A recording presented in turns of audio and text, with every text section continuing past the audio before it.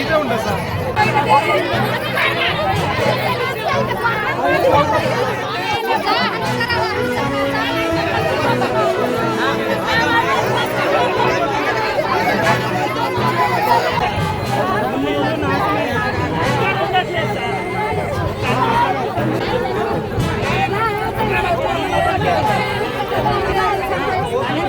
చేస్తున్న ఓ రైతును పక్కనే మరో కౌలుకు చేస్తున్న రైతు అంతమోదించేందుకు తాగునీటిలో విషప్రయోగం చేసిన ఘటన తిరుమలపాలెం మండలంలో సంచలనంగా మారింది.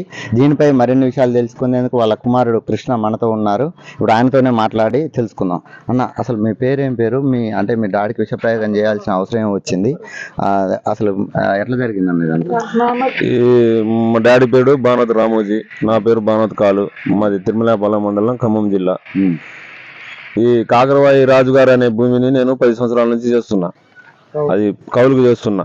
పక్కనే పల్లెంకర్ రెడ్డి అని కాకరవాయి చెందిన వ్యక్తి, ఆయనది కూడా బానోత్ రవి సన్నాఫ్ మదారు అనే వ్యక్తి. ఆయన కూడా ఒక పోయిన సంవత్సరం వేరేటోళ్ళకి ఇచ్చిండు. పల్లెంకన్న ఇస్తే ఆయన రంగాపురం తండ నాగేష్ అనే అబ్బాయికి కౌలుకి ఇచ్చిండు. కౌలుకి ఇస్తే ఆయన పంట కూడా సరిగా పండియలేదు. మొత్తం గొడ్లతో మేపడం, మిరపనారు చంపడం, అది చికాకు చేస్తే ఆయన ఏం చేసిండంటే, ఈ కౌలు వద్దు, ఇన్ని డబ్బులు పోతున్నాయి, నేను కౌలు కట్టి సుఖం ఇడిచిపెట్టి ఆయన వెళ్ళిపోయిండు. ఆయన ఇడిచిపెట్టేటట్టు చేసిండు ఈయన, అంటే మొత్తం క్రియేట్ చేసిండు ఈయన చేయకూడదని. మళ్ళీ ఈయన నాగు అనేట ఆయన పక్కన మిరపనారు అక్కడే వేసిండు, రవి అనేటైనా ఇక్కడే వేసిండు మిరపనారు. ఆయన నాగు అనేట ఆయన మిరపనారుని మొత్తం ఈ కలుపు మందు పారాకిటర్ తోటి మొత్తం సాగుకొట్టిండు. ఆ పక్కన ఉన్నది మళ్ళీ రవిది అనేది మంచిగానే ఉంది మిరపనారు. అట్లా చేసి ఆయనకు కౌలు ఇడిచిపెట్టి మళ్ళీ ఈయన కౌలు చేసుకున్నాడు. మొత్తం కుట్రలు. ఇక ఎవరు కొంచెం మంచిగా పంట పట్టించినా ఆయన కళ్ళు ఎవరో అసలే. అయితే ఏమైందంటే, రీసెంట్ గా మేము పత్తి చేను వేసినాం. పత్తి చేను వేస్తే పత్తి చేను బీకేసి పెసలు వేసినాం. ఆయనకు కూడా నేనే పెసలు ఇప్పించిన. ఆయనది పొలం దున్నేది కూడా నాదే ట్రాక్టర్ తోటి. మొత్తం నేను పత్తి కట్ట నేనే బీకినా, నేనే అంత పెసలు కూడా నేనే ఇప్పించిన. ఆ పెసల డబ్బులు కూడా ఇంకా 500 ఇవ్వాలి నాకు. నేను అడగలే, ఇంకా దున్నినవి ఉన్నాయి కదా దాంట్లో చూసుకుందాంలే అనేసి ఆ ఉద్దేశాన్ని మంచిగా క్లోజ్గా ఉంటుండే. ఇక మనం వాళ్ళతో ఆయన మనతో క్లోజ్గా ఉంటుండు, ఈయన ఆయనతో మేము క్లోజ్గా ఉంటున్నాం. ఆ ఉద్దేశంగా అసలు మేము ఆయన కడుపులో ఏముందో మనకు తెలియదు కదా. ఆ ఉద్దేశంగా ఆయన అనుకోలేదు, ఇట్లా చేయలేదు. అయితే ఇద్దరు, మా డాడీ రోజుకు 4:30కు లేచి అక్కడ చేను దగ్గరికి పోతాడు, కోతుల కాపలకి పోతే నేను 6 గంటలకు అన్నం ఇచ్చేస్తా రోజు డైలీ. అన్నం ఇచ్చేస్తే ఒకరోజు ఏమైందంటే, ఒకరోజు నేను 6 గంటలకు అన్నం ఇచ్చి వచ్చిన తర్వాత మేము మంగళమండ దండలో తాళమిరపకాయలు ఏరిస్తున్నాం. మా మిర్చి తోట తెంపిస్తే ఆ రోజు మేము మార్నింగ్ ఆడ మిరపకాయలు ఏరిస్తున్నాం. ఆ రోజు మార్నింగ్ ఏరిస్తా అంటే ఆ రోజు మా అక్కలు ఏమన్నారు, తమ్ముడు ఇక్కడే ఉండు, మిరపకాయలు ఇవాళ పొద్దున ఆగేద్దాం, మళ్ళీ రేపు మార్కెట్ లేదు కదా, ఎట్లా ఎల్లుండి తీసుకుపోవని ఆ ఉద్దేశంతో ఇక మేము కూడా ఆడనే ఉండిపోయినాం. లేకుంటే ఆ రోజు మేము ఇద్దరం బలి అయ్యేటోడు, నేను నా భార్య. మా నాన్న ఆ రోజు ఊరికి పోయేటోడు, నేను నా భార్య ఆగమైతే. ఇవాళ మా పరిస్థితి ఏంది, మా పిల్లలు చిన్న పిల్లలు, అమ్మాయి 2nd క్లాసు, అబ్బాయి 4th క్లాసు, ఇద్దరు ప్రైవేట్ హాస్టల్లో చదువుకుంటారు. ఇక్కడ ఇంటికాడ కూడా ఉండట్లేదు. అంటే ఇది జరగడానికి ముందు అంటే మీ డాడీ గాని అతను గాని ఎలా ఉండేటోడు మీతోని? మాతోని క్లోజ్ గా ఉండేటోడు అండి. మాతోని ఎంత క్లోజ్ గా అంటే నమ్మించి ఇప్పుడు గొంతు కోసినట్టే ఉంది. ఇది ఎంత క్లోజ్ అంటే అసలు ఆ అనుమానం రాకుండా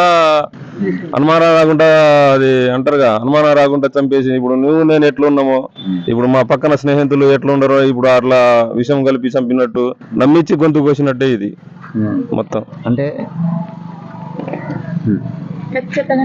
అంటే ఇప్పుడు మీ డాడీ ఇది జరగడానికి ముందు ఏమన్నా అనుమానం పడ్డట్టు కానీ అలాంటిది అసలు ఏమి కూడా? అనుమానం అంటే ఇది జరగక ముందు అనుమానం అనేది ఈయనకు ఫ్రెండ్షిప్ మస్తు క్లోజ్ గా ఉండే.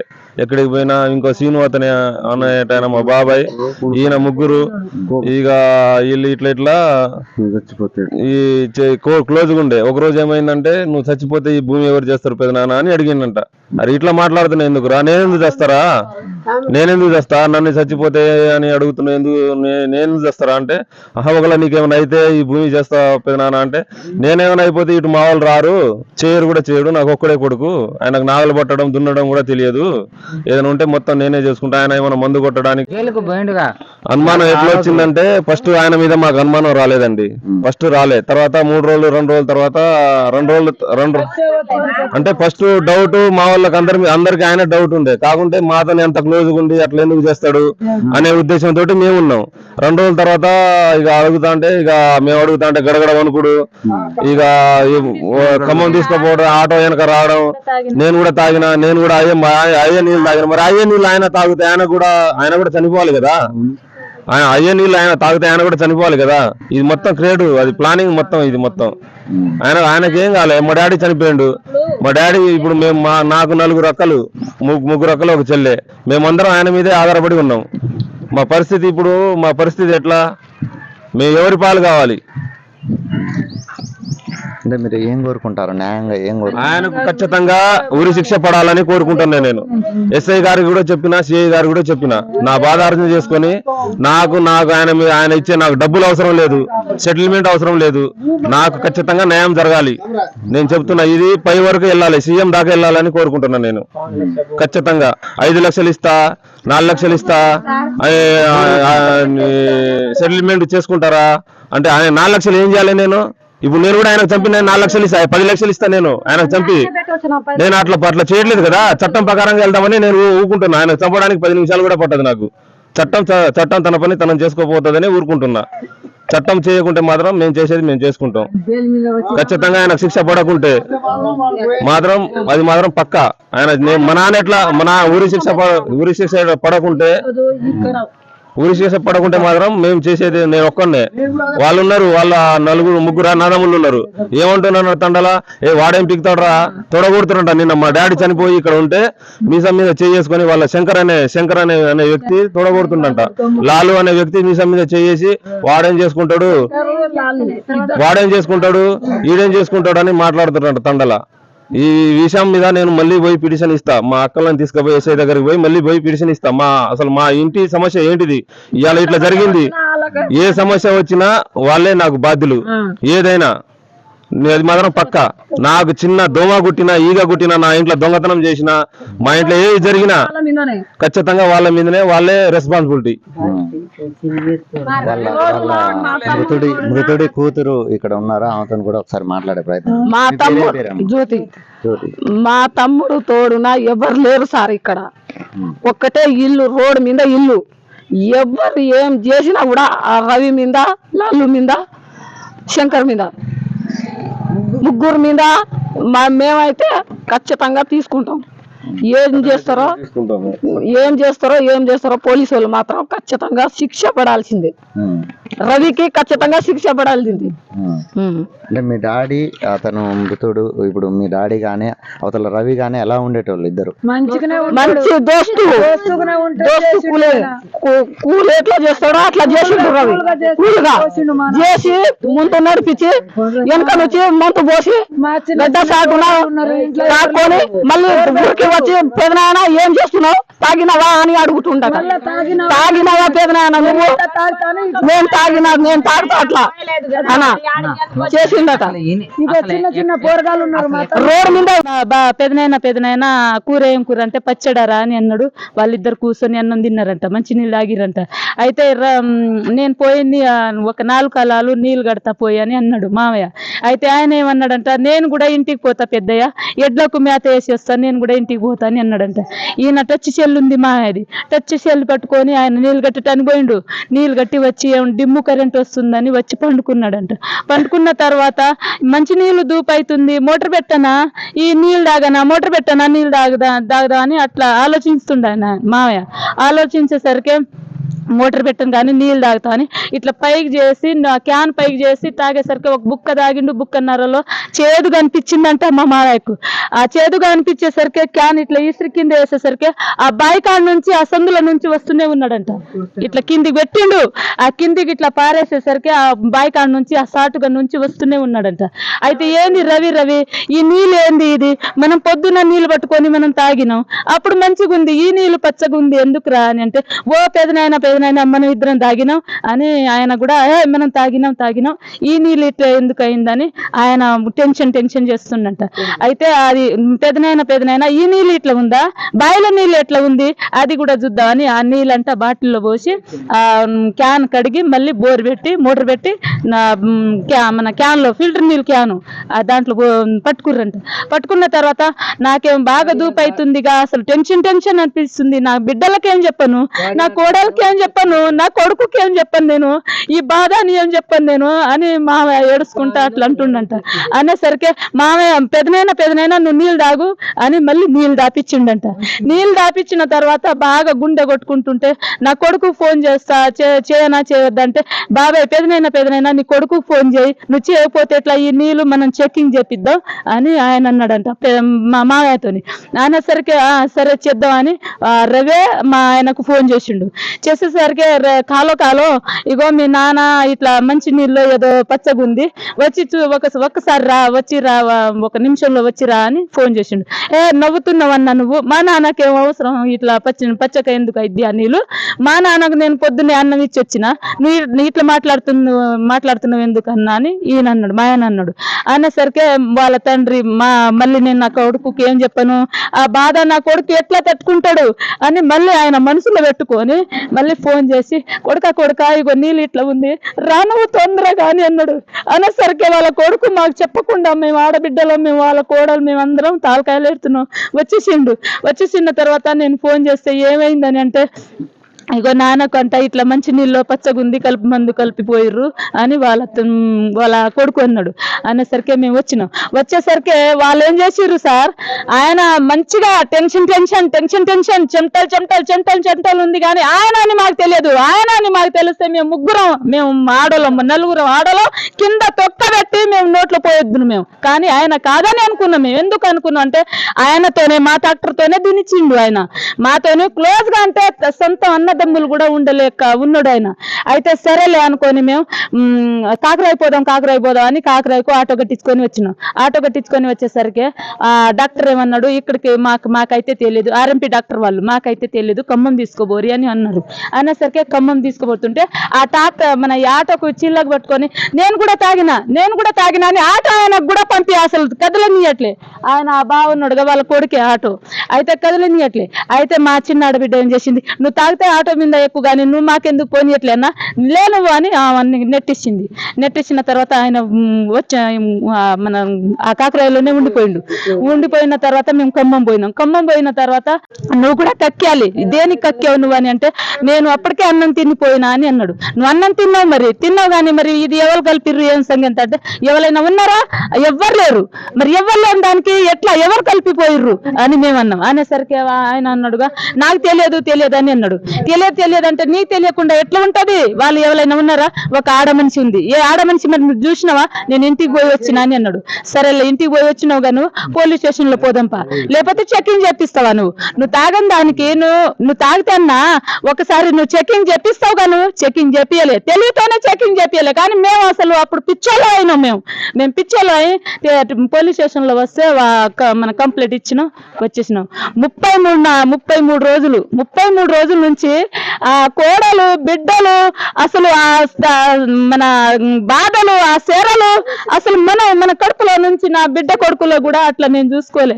అట్లాంటివి చూసిన తర్వాత మన శుక్రవారం హోలీ పండుగ మావయ్య ఏమైనా తింటా అంటే బిడ్డ నీకు దండం పెడతా, నాకింటికి తీసుకోబో నీకు కాలు మోగుతా, నీకు దండం పెడతా, నాకింటికి తీసుకోబో, నేను ఇల్లు చూస్తా అని నాకు మొక్కుతుంటే మావయ్య నీకు ఇంటికి తీసుకోపోతా కానీ ఇవాళ ఉండు అంటే నాకు ఉండాలి అంటావా అని ఇట్లా చేయి లేపేటానికి వచ్చేసరికి నేను ఇట్లా వెనుక గుంజేసరికి నాకు తీసుకోబో అని అనేసరికి నేను తీసుకోబోతలే కానీ నువ్వు ఏడవకు మావయ్య అని అన్న తర్వాత సరేలే అని అన్నాడు. తర్వాత ఏమన్నాడు, ఇగో శనివారం పొద్దున్న దాకా నీకు కబురు వస్తుంది, నీ మావయ్య కబురు వస్తుంది నీకు అని అన్నాడు. అట్లాంటి చెప్పకు మావయ్య అని అన్నావు.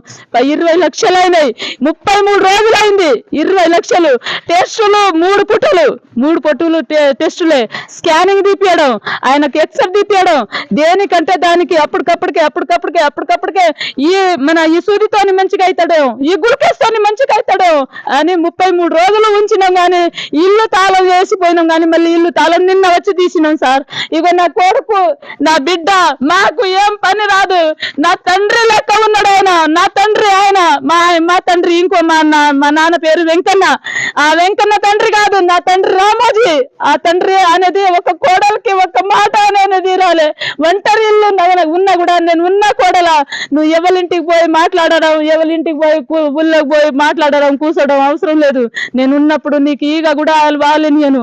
ఒక 15 రోజులు ఆగితే ఇక్కడ నేను చికెన్ షాప్ పెడతా, ఆ రూమ్ లో వాటర్ ప్లాన్ పెట్టిస్తా, నీకు ఒక పని అనేది చెప్పానని అంత ధైర్యం ఇచ్చేది ఆయన. లేకపోతే మాకు ఇప్పుడు ఏదైనా పని చేద్దామంటే మాకు పని అనేది తోసట్లే. ఆయన లేకపోతే అది న్యాయం చేస్తారా అన్యాయం చేస్తారా? వాళ్ళ ఇంటి ముందు పోయి మేము నలుగురం పోయి అదే కళ్ళ ముందు బట్టి మేము చేస్తాం సార్. ఇదేనే మా మావయ్య ఎప్పుడు కోడలతో ఎప్పుడు గొడవ పెట్టలేదు సార్. ఈ బిడ్డ లెక్క వాళ్ళు 4 బిడ్డలు పోయిర్రు, వాళ్ళు నా బిడ్డలు గారు, వాళ్ళు ఇంకో వాళ్ళ ఇంటి కోడలు వాళ్ళు బిడ్డలు, నాకు నువ్వు నా బిడ్డ నువ్వు అని అనేవాళ్ళు. మా ఆయన కొడుకు ఎక్కడైనా దున్నటానికైనా ట్రాక్టర్కైనా ఎటైనా పోయినా కూడా మావయ్యతోనే నేను చేసుకునేది పని. కూలోళ్ళకైనా మా తండకైనా పిక్క తండకైనా బోయపడతా ఊరికైనా మేము కూలోళ్ళకి ఎప్పుడు పిలిస్తే హలా తండ మంగళ తండ నుంచి పిలుస్తాం, మా తల్లి గారి ఊరి నుంచి పిలుస్తాం, పని చేసుకుంటాం. వాళ్ళ కొడుకు 10ంటికి వచ్చినా 12ంటికి వచ్చినా ఏ టైంకి వచ్చినా కూడా నువ్వు ఏ టైంకి ఆ టైంకి వస్తున్నావు అనేది కాదు. మా తండ్రి ఉన్నాడు, నా తండ్రి ఉన్నప్పుడు ఆయనతో నాకేం అవసరం అని మా తండ్రి అనేది మేమిద్దరం, ఆయన ఒక మంచం మీద నేను ఒక మంచం మీద పండుకునేది. మా తల్లి తండ్రికి కూడా నేను ఏ పండగకు, దసరా పండుగ వచ్చినా దీపావళి పండుగ వచ్చినా తల్లికి బిడ్డకు నా తల్లి తండ్రికి ఇంటికి పోదా అని అనిపిస్తుంది కానీ నాకు ఆలోచన అనేది రాలే. ఎప్పుడు నా తండ్రి ఎప్పుడు లేస్తాడో, ఎప్పుడు యాటను కోయటానికి పోతాడో, ఎప్పుడు పోగం చేస్తాడో అప్పుడు తెచ్చి ఇగో బిడ్డ వండు తిందాం అని చెప్పేది కానీ నా తండ్రిది కూడా నా తల్లిది కూడా ఆశ అనేది పెట్టియలే ఇప్పుడు దాకా. అలాంటి మా మావయ్య ఇంత మంచిగుండి మాకు ఆయన ద్రవ్య పెట్టిండు సార్. నేను మిరపకాయలు ఆంధ్ర వాళ్ళు 30 మంది వస్తుర్రు, 3 సంవత్సరాల నుంచి మేము ఆంధ్ర వాళ్ళతోనే మేము తోట ఏర్పించేది. వాళ్ళు వచ్చిర్రు వాళ్ళు తెంపించిర్రు. ఆ తాలకాయలు ఇక్కడ ఏర్పిస్తే 30,000 ఒప్పుకుంటే 30,000 అయితే 30,000 అడుగుతారు, 40,000 అడుగుతారు. మనకు చేకూలికి 100 రూపాయలకు వాళ్ళు ఏరుతారు.